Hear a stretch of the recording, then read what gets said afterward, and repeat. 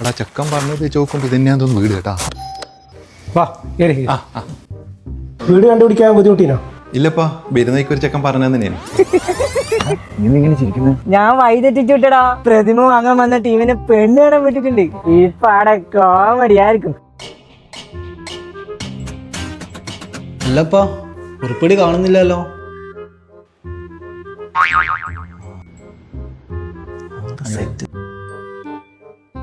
സാധനം കൊള്ളാട്ടാ, ഉരുപ്പടി നമുക്ക് ഇഷ്ടമായി.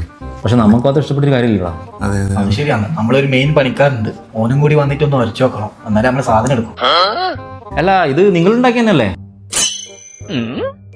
അല്ലല്ല, അങ്ങനെയല്ല. ഇപ്പൊ നാട്ടിലെല്ലാം വന്നിട്ട് ബംഗാളികളെല്ലാം പണിയെടുത്തിട്ട് പോകുന്നുണ്ട്.